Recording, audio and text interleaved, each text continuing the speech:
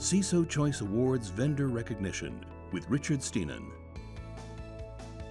Hi, Richard Steenan here, and I'm speaking with Paul Paget, who's CEO of Black Kite. Black Kite's differentiation, right? So third-party risk assessments, essentially, several players in the space, and along comes Black Kite and is growing and getting funding, and there must be something that makes that happen, right? When you come into a market that has incumbents, you better have something different and something better. We approached it with standards. You can't measure anything unless you measure it against some standard. Cyber ratings are important, but what's more important is what risk does it present and how do you make risk decisions. And the final thing is scale. If you're only looking at your tier one vendors, you're not looking at the whole picture. And so how do you scale this thing?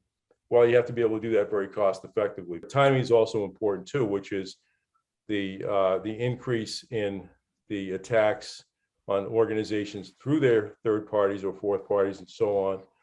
And the bad guys have figured out that ransomware is a pretty cool thing to inflict. They're focused on third parties now because it's easier than going at the big, well-established companies that have really tightened down their defenses. Help me understand how a third-party risk assessment works, because how much can you really tell by looking from the outside at the internet exposed surface? If something looks bad from the outside, it's a pretty high correlation with it's bad on the inside. Sort of like a couple of analogies. You drive down the street, the shutters are falling off, the roof needs fixing. Chances are they don't have a brand new state-of-the-art kitchen inside, right? So the challenge is you cannot take the techniques of doing your own assessment of your own organization and apply them to hundreds of third parties. It's not scalable. Yep. So your choices are ignore it or do something. And then the challenge for us and any other vendor in this space is you better do a good job from the outside, because if you don't, you're going to waste people's time surfacing companies that need attention. Most companies only look at 5 to 10% of the vendors that are in their footprint. And for the attacker, the footprint is the whole thing. The attackers don't play by your rules. So they're not saying, well, I'll only look at your tier one vendors. They'll look at everything. Multiple hits demonstrated that at least nation states were all over the supply chain. But it's taken an extra 10 years for the profit motivated cyber criminals to go, hey, this is really going to work for us. And now, of course, we are where we are, and it's a pretty scary world. We believe that more than half the companies out there have been hit by ransomware, and half of them have paid the ransomware. The risk tolerance for an organization and what they want to do really varies.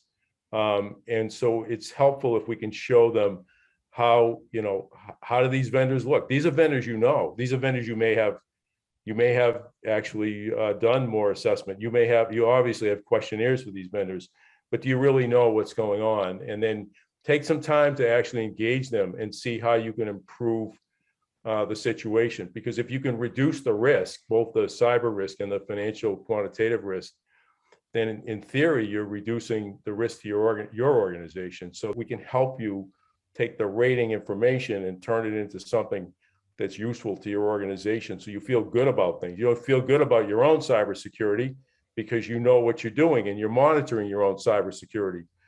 But if you could do that with 100, 200, 1,000 of your vendors, wouldn't that be cool? I mean, nobody came to work thinking they could ever do that. Stay tuned for more from CISO's Connect.